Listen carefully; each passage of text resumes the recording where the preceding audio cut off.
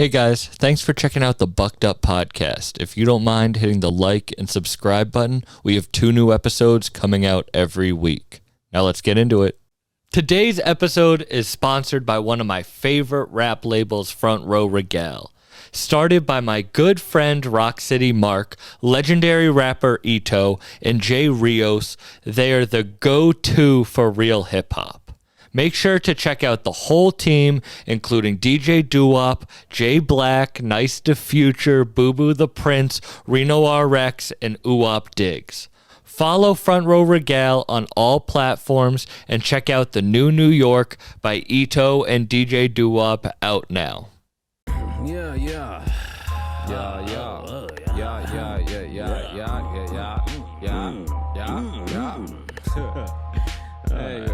Well, I'll start like this. The reason I do it like this is because I did go to film school, and that shit was so pretentious, and so everything had to be perfect for the no reason that, that's why I set it up like this. I literally took classes in how to set up interviews, not how to give interviews, how to set up interviews. I don't give a fuck about that shit. Shout out Squints. Shout out Squints. Woo.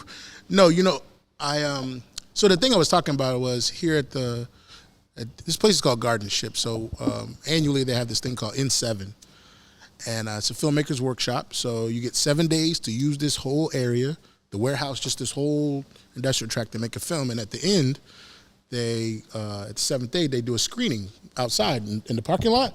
Drive in, they show everything. So, we just finished it last week. So it was just so many film-oriented minded people, But you didn't go to art school. No.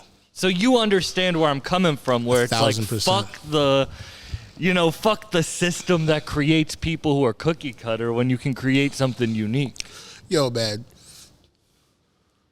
I got into fucking art shit left field. I was studying political science in college. I was a public administration major. The shit I'm doing now has nothing to do with what the fuck I went to school for. And even the gallery that I worked at in LA, though it was a dope gallery. He went to film school. My boy Solomon, shout out to Solomon Nyana, yeah. He was Cal Arts. And then where I was at is the LACC. They got a film program bigger than the Steven Spielberg program. It's crazy. So I was always around them niggas. And you got some people like us. We just want to make shit look dope. But when you get around that pretentious shit, that shit is a whole nother pretentious. Bro, it's not real. You're making things up. It sucks how people create barriers of entry into art, no matter what it is. If you look at theater. I wrote plays that were put on at big theaters, but the theater world is so pretentious that I would never even want to consider myself part of it because the barrier of entry is so high. Or jazz music, jazz music's fire, but y'all are pretentious motherfuckers. Yo, for samples, I've been listening to Alice Coltrane. You feel me? You would not consider her shit jazz. You would think she's a jazz artist. That's what she is. You know what I mean? At least to me. Yeah. But that shit is some, even me, I'm like, what the fuck is that? But there is, but this is the backside to this, right? Though we don't like the pretentious attitude, the aura of what we're saying, bourgeois, boule, snobby, upper class, whatever, Hasidity, right? But that part of that, let's just say industry, for lack of better words, allows us to obtain a certain price point for our art. You feel what I'm saying? You see what I'm saying? And they know that shit. That's why they'll never let up on that behavior. For real. You know what I mean? I'll give you a perfect example. Bong. I had a British dude that I was rocking with. His name's the Englishman, right? That's fitting name. Bro. British dude is called the Englishman. You know what I mean? And this nigga was just mad snobby, bro. You feel me? And he tried to, I don't know if you know what boule is, But he's like, Boris, you seen Boulé? So Boulé is like a fraternal group of like upper scale black people, you know, the holier than thous of blacks, you know what I mean? Right, or so-called blacks. And so in just social, you know, exchange, calling somebody black, Boulé is like say, yo, you know, like you're kind of uppity, you know what I mean? So he claimed that's why he didn't mind being around me.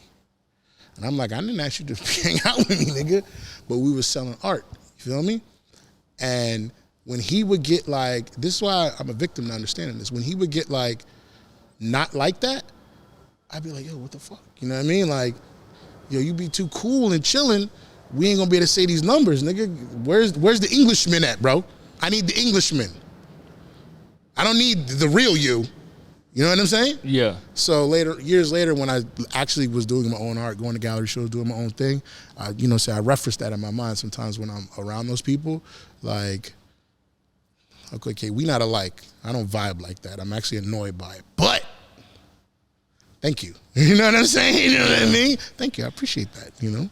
Not that this is the same thing, but don't you think that people might have like what they think you're going to be like, and then who you are, like the artist you are versus who you are as a person? Or is that there's no line difference between that? Bro, that's the vein of my life, bro. You feel me? Like, my name is Boris. You know what I mean? Boris Bernard, right? Yo, man, I crack up on the people that have had my art in their home or like was helping me sell something or pitching a project and they're talking about me. There's no inclination that I'm a black dude. No given thought that I'm like totally like wild as fuck. You know what I mean? And so to like, over the years, like have to deal with that one version of, yes, I definitely experience like me the person is different than me the artist. Yeah. But are there people, all right, let me put it to you this way. Are there people who knew you as political science, Boris, and then see you as artist now, and they're like, what happened to this guy? Yo, shout outs to my man Dita Bam. I used to work at this record store called Willie's Record CDs and Tapes in the DMV, right? Before it was DMV. And Bam was in a group called Ill Biscuits. It was signed to Koch. Him and my boy Clef Dollar. This is 804 legendary shit. Feel me? And so Bam, I worked at the same record store. You know, I used to hang out with him. I used to sell his mixtape, Underground Tax, all that shit, right? And he took me to my first art show in Richmond. And then, you know, I went to college. You know, he studied poli-sci too, you know? And so he saw me get all into that. Years passed, I moved to LA. You know, social media hits off. He's like, what? He's seeing the art, like, he's like, I knew you did art, but you was more into the politics shit. Like, yeah. Like, what? Like, this is wild. You know what I mean? Yeah. Yeah. And then even in LA, there's a girl named Midori Tanaka, right? I think that's how you say her last name. She was one of the people at the gallery I was at. And we did some event, and she pulled me to the side. She was like, yo, Boris, you like the art politician. You know what I mean? She was like, yo, you all, because I was like involved in local politics in LA. You know what I mean? East Hollywood, you know, CD 13, like the whole thing, you know? Scope, like, there's this one political organization in LA that is the email blaster for like the Mexicans and the Latinos. And I was in this thread. Bro, if you want to know, when niggas is watching the news and they see these niggas protesting, bro, there's a email catalog, my nigga, that spreads fast. They be organized 2 days, 20,000 people. People who like got in that generation, they believe in that so much. Like there's too much technology now that kids don't believe technology. You know, but there's that perfect sweet area of age that people believe in technology and use what they knew. Yo, they organized quick. I've seen them rally 10,000 people in a day. What? On Facebook. Bruh. No TikTok. Yo. So I was involved in that crowd, but I was also at the gallery, and I was running around with the street artists. So we did this event, and 24-hour art carnival. And my daughter was like, yo, you know, it was like they were having an intervention with me. Yo, like, Boris, you want you to understand, you like the art politician. I'm like, you're doing the local politics, but like, you at Submerge, like, we in Hollywood, like, it's a big space. Solomon is very active and recognized, you know what I mean? The network is, I didn't realize I was in like a pretty solidly successful crowd of art people. I was new to LA, you feel me? Yeah. But I was already into the local politics, you know what I mean? So there is a substantial amount of people, yeah. The people I'm around right now, nah, they don't know that about me. Most of them know me as just Street Art Boris, yeah. I feel like 1,000 knows. Like, I didn't know what. That's how I was with the podcast. I just listened to these dudes, and then I started being like, I need to talk to the people I like. And then they just fucking, I was like, damn, this is I didn't realize how popular these guys were. Yo, man, people, I think, like, by the time they are, like, have presence on social media, they're, like, in their, like, third life, fourth life. They've had 2 whole other lives that whatever creative person lived that you'll never even know. You just know, like, that one, When did your life take that turn? Okay. There's one that I like, but by the time that happened, what you're asking me had actually happened first. Yeah. There's the version that is like it was like an amazing moment for me, you know what I mean? But then there's like the very real one that like I was like, oh, this shit is different now. So I had already done a bunch of shit. And Perry Dash, he was at Lions Wire Gallery. And he came and bought some pieces from this thing that they call Pop Shit. This is when everything changed. Real talk. For what's going on right now. He bought some pieces. He invited me to the gallery. They were interested in doing something. I ended up doing this installation in they had like a gift shop area, a small little area. Shout out Chase Fetty, just pulled up. Yes, sir. And he said, okay, you do the wall. Like how I did this, right? And I'm just now first taking this serious. And I put it up. A whole bunch of shit happened before that, but I put it up at the opening for the artist, Derek. He did like these weird sculptures. I was on acid. I was tripping. I was batshit tripping. He makes these sculptures that are like out of like trash and shit, but they look like people. Yo, bro, I'm in there tripping. The sculptures are like walking around, slapping people, kissing people and shit. I was freaking out. And so I went over into the corner where the installation is, where the little gift shop thing. I was like, yo, I was so scared it was gonna come and touch me. The trash. While everyone else is like, what the fuck is this dude? Yo, because it was in Chelsea, and I was like, okay, this is Chelsea. This is what we're talking about. I don't vibe with this stuff. Yeah.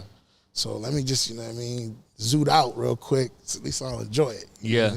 That's some real shit about tripping when you're like, you're enjoying the trip so much, and even when it's a good trip, not even a bad trip, you don't realize how much you actually look like you're tripping to the people around you. Yo, so like, this old man walks up, starts talking to me.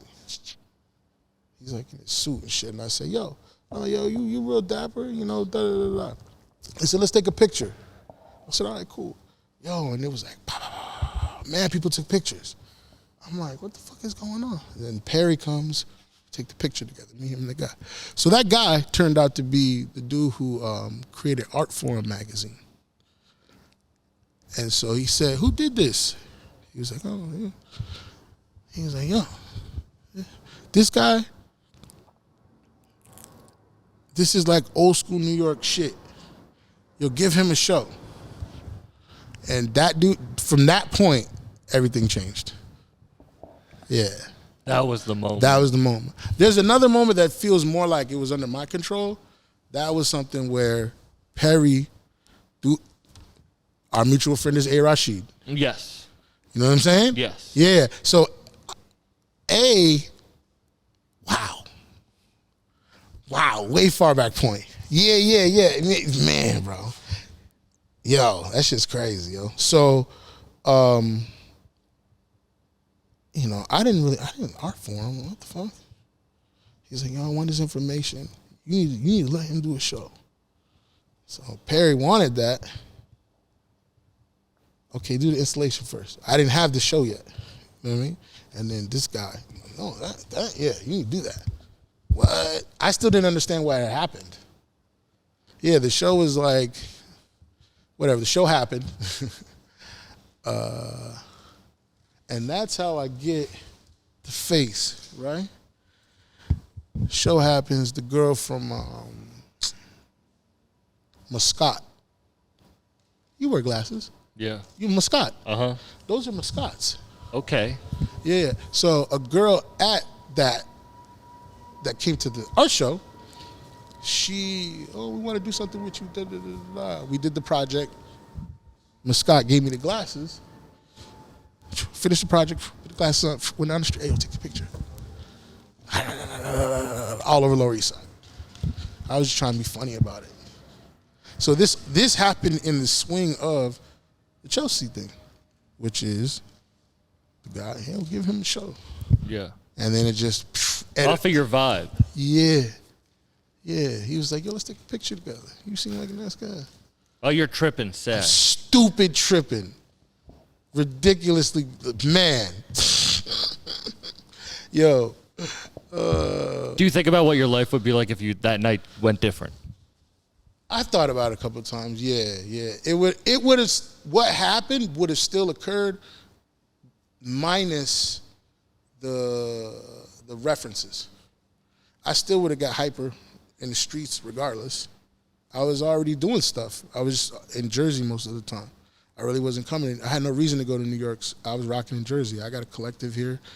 We got 2 gallery spaces, event gallery type spaces to rock out of. We rocking. Yeah. Yeah, I had a whole Jersey thing that I was like bopping with. What's the proper name of your art form? I say I'm a Dadaist. Yeah, the Dada style. I'm Dada. My shit's Dada. Would you give a description of that? So in like so Dadaism is, you know how niggas say, oh, the price is the price. Or that's art because I say it's art, right? That shit, that's Dada. It's the art it's a formless art. You know what I'm saying? Mm-hmm. You just do. You know what I mean? And so a lot of what they did, because these niggas is poor, they was cutting out shit. You know how like the ransom notes where you cut out the letters in the newspaper? Yeah, like in an old-timey movie? Yeah. That's Dada. Yeah. Just cutting shit out and like collaging it to make stuff. You know what I mean? Yeah. And they were doing like short films. Like Boomerang, the Boomerang Effect, like when you guys see me, that's a Dada style filmmaking. Yeah, they were looping, you know what I mean? Because they only had so much. Like the horses running. For example. And but it's a lot of print media. So, you can say wheat paste, street art, but like as an art form, yeah, Dada. I was wondering why. Like why going out in the streets and wheat pasting, doing that is your, like, why is that your creative output? Yo, I had been in LA for a while. It was everywhere. Wheat paste was everywhere, bro. I'm an artsy nigga. I know how to do graphics. You know what I mean? I've been silkscreen printing, you know what I mean? But I had never seen it used in that method. You know what I'm saying? And as a kid, I used to go tag and shit like that. So, I like the idea of getting up, you know what I mean? But I'm like, damn, I print, it makes sense. I'm seeing, oh man, you print all mad posters, you go fucking put them up. What? Paper's cheap. What? No wonder this shit everywhere. Like, it all clicked. I was like, I'm about to start doing that. Yeah. Do you feel like you found it, or do you feel like that was the art form given to you? I think it was given to me. Yeah. Me going to LA allowed it to be given to me. It was there waiting for me to see, though I didn't know it was there. Is that where you met AA? Out in LA? Yeah. Shout out to AA Rashid. Yeah, for sure. That's we got some like AA likes, and they used to tell me about them. And I was helping run the store called a Local Tourist Spot on 5th and Main, downtown. And they had the LAT. Shit was fire. And he saw me do some shit. They seen me do some shit. You know what I mean? You know what I'm saying? You know what I mean? And so I'm pretty reckless though, and I know he's always like trying to give me good guidance on that. You know what I mean? I'm just hard headed. You know what I'm saying? Mm-hmm. But that nigga Ben told me like the move. You know what I mean? He been gave me my jewel. I'm just being lazy on it. Facts. What's your jewel? I mean, it's to be done. You know what I mean? And I like the fact that how would you say this? He just made me pay more attention to things that I knew I needed to tend to. Like I said, but I was being lazy about it. You know, he's wise enough that I acknowledge if he was to call me out on those things, I would acknowledge it because he's that wise. You know what I mean? Most other people around me you don't have that kind of credential to like speak to me that way. Or like feel like you need to tell me that. Where did you meet him? So we got this homie, Ming Dynasty. Yeah, Ming Dynasty. Yeah, that was what he wanted to call his project. This is the homie that me and him got. And he was like, yo, you got to meet the God. You know what I mean? Y'all niggas is like, you just like way more nerdy. You know what I mean? You know what I'm saying? He like, you know, like, I'm telling you, fuck with this nigga. I'm trying to tell you. Da, da, da. And I think he introduced me to him downtown. I think we were downtown. Yeah. And that's just like that's an environment where it was kind of like the people that were around each other definitely had a reason to be around each other. Niggas wasn't really just hanging out. You know what I mean? Yeah. But it looked like that, though. I think it's funny because when we first met, you said something in our 1,000 Words interview at Harvard where you were like, all of us have like a connection to A.A. Rashid. In a different way, we all have a story about him. So that's why I bring that importance to it, is because I do think that story is important.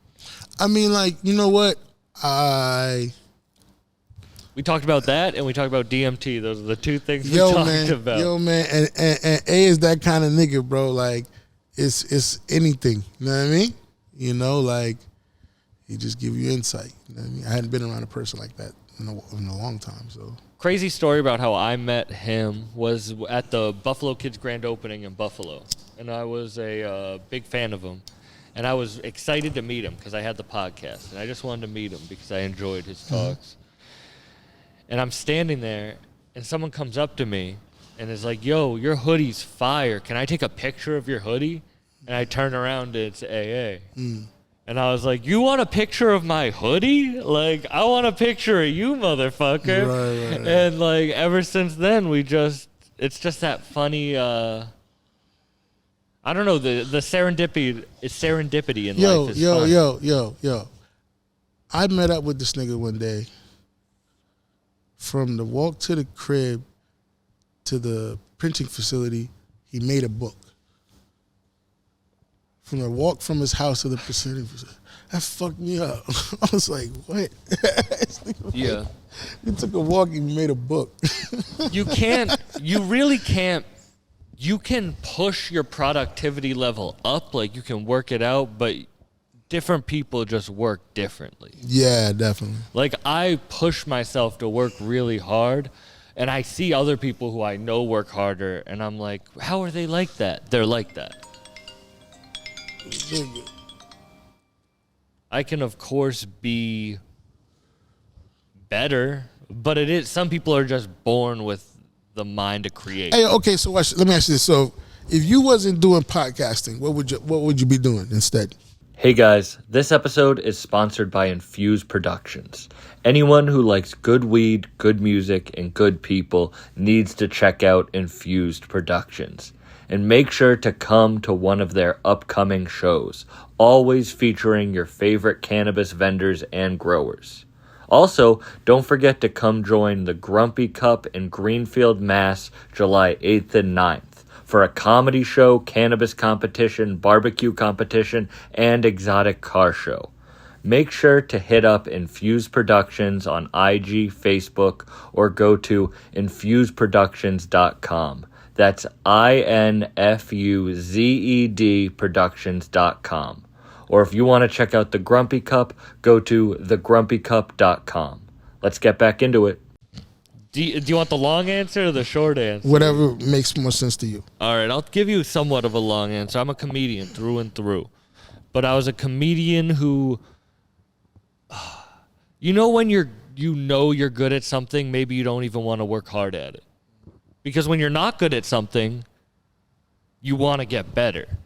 And I was a comedian. I was like, I know I'm a comedian, so I'm going to kind of half-ass it. Okay. And then the pandemic hit, and I lost that. And I lost a lot of other things. It was just a bad time in my life. And I realized, like, fuck, after a DMT trip, I don't even like to talk about that being the origin, but for real, what came back to me is, like, you got to do.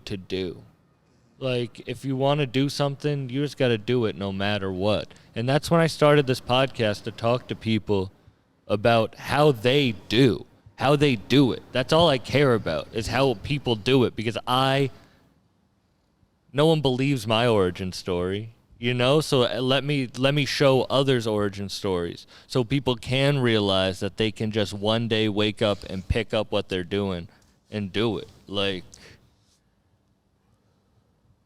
so this is a long. Let me go back. Back to the point. Is so that is what I realized from this podcast, and from this podcast, it also showed me that comedy is what I was meant to do, but I had to actually learn to hustle. So if you weren't doing this podcast, what would you be doing? I'd be doing comedy, and if I wasn't doing comedy, I'd be doing this podcast. But the two have to go hand in hand. The two have to go hand in hand for my life to work. Because as much as I love comedy, I love music and I love art. But I'm not a musician and I'm not an artist. I'm a comedian. So if I can honor that in the way it deserves and also do the thing I want to do. So you really is like, yo, I know my lane. You stay in your lane. Why do you think I don't give a fuck that the woman's bathroom door's in it? Because I know what I'm doing. Like, I don't care about... I got my fucking Instagram hacked today, and I freaked out a little bit. Yo, that shit look crazy. That shit look crazy. They get niggas. They were fucking... Yeah, it's so funny because I'll always be like, Grandma, don't click links. Like, I click the link, motherfucker. Like, I clicked that link. I fucked up. Right. Man, this weed is fucking... You ever do DMT? Not yet, no. Do you know, when I mentioned DMT, you mentioned narcolepsy. Yeah. And you said you wanted to talk about the correlation between the two. So I've been narcoleptic since 1988. Right? Doesn't even matter what age that is. It's like, it's been that long. 1988. You know what I mean? The Berlin Wall hadn't even come down yet. You feel me? Cold War era shit. You know what I mean? Right? So, Were you like a teenager? I was a kid. You were a kid? Yeah. So, when I learned about DMT, right? And see the same thing with LSD, right?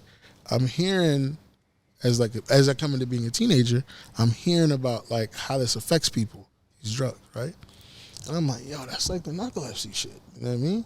Like where you see shit, you hear shit, you know what I mean? Yeah. Like it's an experience, your body feels it and shit. And that's like the narcolepsy, bro. I should be asleep. You know what I mean? Mm-hmm. And so when I first did LSD, I was, it's like narcolepsy, you know what I mean? It's just longer, you know what I mean? And way more hyper. How many hours do you have to be up to start hallucinating? Somewhere between like 4 or 6. Only? Yeah. I guess I'm ignorant to the fact of what narcolepsy actually is. So like, I'll nerd out on that shit, yeah? So like, in layman terms, the synapses in your brain, right? It's like a frequency, right? Mm-hmm. So there's some part in the brain that's causing the synapses to be weak. So if I'm not hyperstimulated, the signal doesn't go, and I go into paralysis. That's the layman term way to explain it. Yeah. You know what I mean, right? So even like talking, and I have to fidget. Cause if I'm idle, it's like my shit shuts off. Like a shark. Yo, it's crazy. And like when the movie Avatar came out, I was like, yo, that's what it's like. In cinema, I was like, I know what that is. You know what I mean? Yeah. It's like, nah, they're making it like some imaginary like shit for cinema. I'm like, nah, nigga, like that shit's real. You as a human could do that. You know what I mean? Is it genetic? How did you realize you had it? Well, you have what they call onset. So like you start having like the paralysis moments. You know what I mean? Bang, they call them sleep attacks. Feel me? I'm sitting still. You know what I mean? And it's because that's the condition. You know what I mean? The synapse. But I don't understand that that's going on. So it's like, why am I so tired? Go to the doctor. Oh, he's narcoleptic. Yeah. Yeah. Like, you ever seen the movie Limitless? Uh-huh. So that drug that he takes, right? I remember when they had that as an experimental drug. You feel me? Like when they show him like walk down the hallway and the lights are bright. That modafinil, that drug has that effect on you. Like I'm narcoleptic. It's a stimulant. It gets my synapses going. I'm regular awake. But the side effects are, my memory's like super laser. Like in the movie, how he saw the book and then he's like, and that's what it's really like that. Do you think that's what pushes you to do the art outside and the it's the stimulation. It's the stimulator there. Yeah. Because painting inside isn't going to give you enough stimulation. No, the whole like making the screens, printing all the shit, mixing the ink, washing it out, it's activity. Yeah, that's what pushed you. So I now understand when you're like art, it found me. Like it found me. It literally did. Like I didn't know that none of that all came in with that. No, I didn't know that.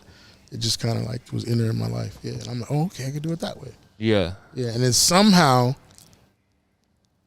now I make money from it. It's crazy. I'm like, it's just like that's harder than creating the art. Is creating the business around the art. Man. How do you become? All right, let's talk about that. How do you become a professional artist? I mean, for me, I don't think you exactly have to like sell your work. They say after you sell your first piece, you're officially an artist or whatever. I think if people want your artwork, then you're a professional artist. If you're not making any art and people approach you to make things for them, you're a professional artist. And you could never sell. You know what I'm saying? You could be having a whole nother life doing something else, but you know how to make art and people want it from you. Because people look at that shit as like professional work. That's why they want it. Yeah. It's what we were talking about before, like you can make something and try to sell it. That doesn't mean like you're an artist. Does that make sense? It does. You know what I mean? It's not about the output, it's about the reception. Yeah. You made that, and I mean, who really buys that? But people want things from this person. Mm-hmm. So like that person is like that's like I'll put it in a nicer way. If you have one fan, you're an artist. Low key. That's when you become an artist. Yeah, when you get a fan. Yeah. Somebody that wants what you make. They come to you and they want it. Yeah. That you an artist then. Yeah, for sure. Everyone creates for themselves. Man, bro. When did that happen for you? Acid trip, or wasn't the first time? Yo, man. I used to be in this one warehouse, bro. Yo, man, we used to trip so hard in there. Oh my God, yo. That shit was wild. And I used to make hella big ass pieces too.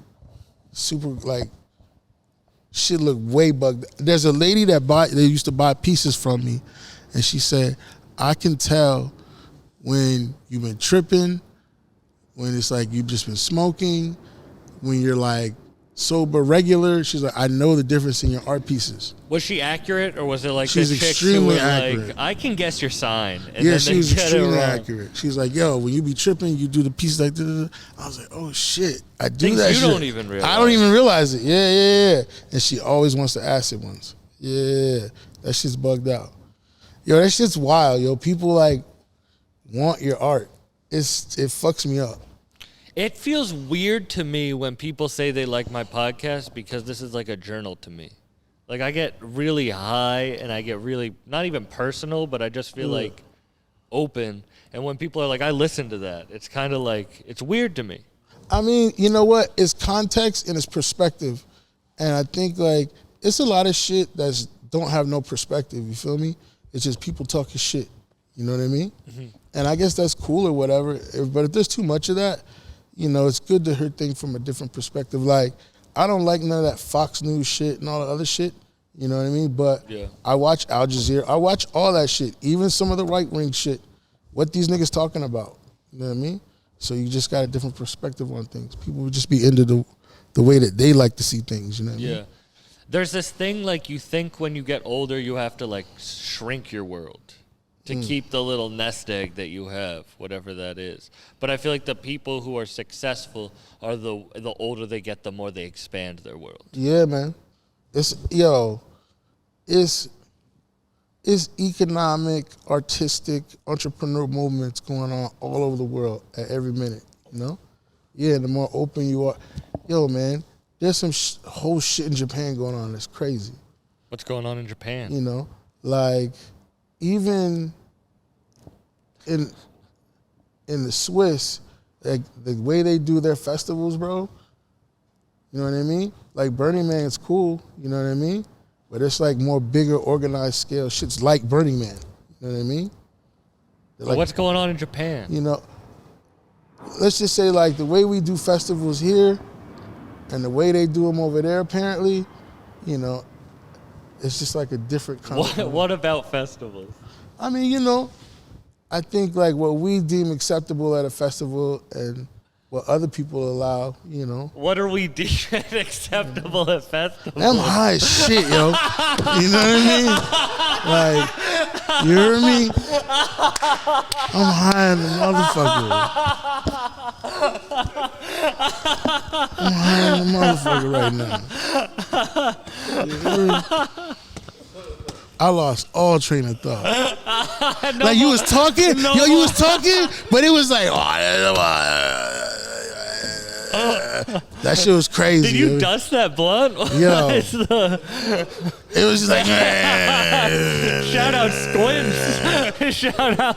I don't know if this is a good ad for them or not. Man, I was. You were at one of those Japanese festivals. You're right there. You were in Japan. You were. You feel me? Like some other shit happened just right now. You know what I mean? Thank you. Oh man. I want to make a weird parallel about the people want art, and then you sometimes you have to make money other ways. Mm-hmm. You watch the Mario movie? Mm-hmm. The new Mario movie. No, I haven't seen it. Anyone here seen that new Mario movie? He saves the universe. He saves Mario. Mario saves the fucking universe. The fucking universe. The universe. And then at the end of the movie, he has to go back to his being a plumber, 9-to-5 job in New York City. Wow. Like, that shit's crazy. Mario. I think that's a weird thing to push on kids. I mean... But that's the art. Like, hey. It's easy to create. It's hard to make a business from it. Yeah. Yeah. I mean, you give in to some things. You do. Like, you know what, yo? Like, the Ninja Turtles movie, Ninja Turtles was popping when I was a kid. And they made the movie, right? But in the movie, there was mad advertising Domino's. Domino's Pizza. Because the Ninja Turtles eat pizza. Yo, they, like, put that branding in it. That means Domino's broke bread, bro. And we were the recipient of their aesthetic being forced on us through the art that we like. And that's when I learned what marketing was. Are you angry at that? As a kid, I was actually, because I peeped game. I was like, man, these niggas like, man, I want to just see the movie. Like, fucking Domino's, like, fuck. You know what I mean? Yeah. I figured it out. Yeah, when I was a kid. When I started this podcast, I was like, I'm only gonna make money from sponsorships. I'm only going to make money from sponsorships. I'm not going to accept money for podcasts. Mm-hmm. And then I was like, that's like selling my soul. When I do that, that's selling my soul. And then I was like, damn, am I going to have to start working at like Amazon or some shit to like fund my fucking podcast? And I'm like, damn, that's selling my soul. Like that's what selling my soul is. Sometimes you got to give a little marketing. Sometimes you got to make money from that shit. Because when you're working for that, when you have to make money from someone else being your boss, that's the real selling your soul. I mean, like, how I'm gonna say this. It's good to be a merchant. You feel me? Right? So some short-term investment is really a long-term flip. Some is just a quick flip. You know what I mean? Most people on guard about quick flip. You know what I mean? There's a lot of people who be looking for the long-term flip, you know? So it makes sense why people like clash like that. But like, if you can get yours up one because of just what you do and somebody want to buy into that, I mean, you're just being a merchant. If someone is buying you to make you do something, yeah, like fuck that. But like, people really just do be wanting to buy into some shit, you know what I mean? To say they are part of something, you know? Because it's like, they not going to do the work. You do the work. You know what I mean? Yeah. Like, the equipment is out there for everybody to use. What they say, everybody got the same 24 hours, blah, blah, blah, blah, blah, blah, blah, right? You know? So what you got, you get busy with, you know? I mean, you doing the work. Like, them niggas not doing it, and they enjoying what you producing. How do you think nigga, pay me, nigga. What? How do you think you can get someone to jumpstart that? If someone's not doing the work, how do they do the work? I mean, hey, yo, I got this shit when I teach people silkscreen printing, right? I do like workshops and shit, right? And I tell people, yo, don't be sissy hands. You know what I mean? Don't be sissy hands. You know what I mean? Everybody else doing it ain't no fucking sissy hand. You know what I mean?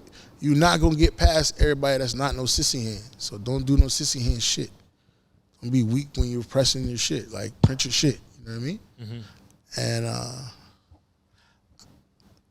that's how I divide who I, like, fuck with. You know what I mean? So people who, like, don't have that go-getter thing, yeah, they just need to be around people that are like that. And maybe it'll rub off on them, you know? Like, if you ain't like that, you just ain't like that. You know what I mean? It's sad. Like, niggas be trying to, like, sugarcoat that shit. You feel me? It's fucked up. I'm older now. When I was younger, I wouldn't say no shit like that. Yeah. Now I'm older now. Yeah, like, nah. It's definitely split. It's niggas who do shit and niggas who don't, bro. Yeah. A buck.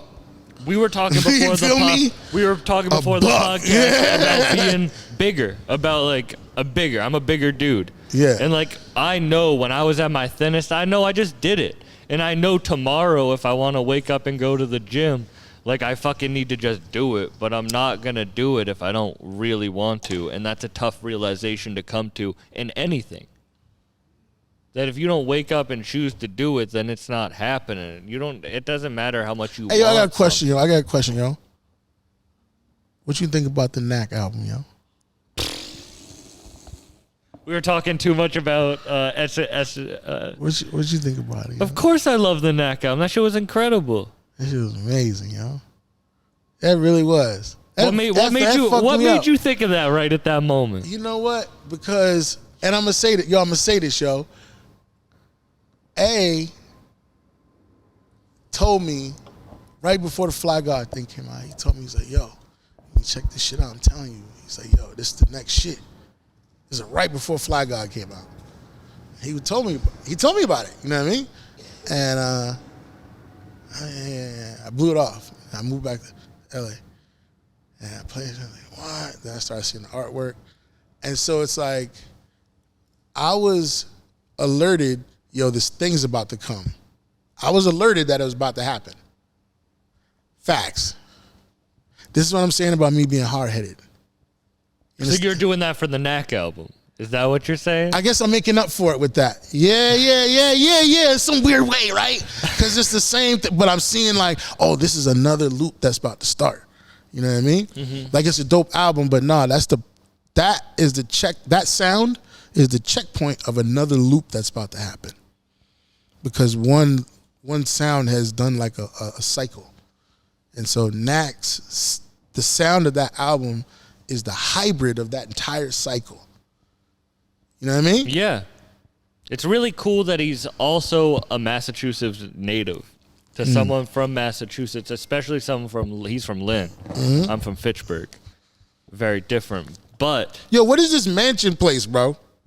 The mini mansion? Yeah, it's a state of mind. Yo, niggas talk about like that. Like, listen to the Bucked Up does podcast. The Oracle live there, my nigga? Mac Like and El Davino, if you want to know, because I asked him that question. Yeah. Yeah. I'm so high, bro. Do you want to wrap it up? Yeah, man. All right. Do you want to get? Where can people find your shit? Fuck them. Peace out, motherfuckers. Yeah.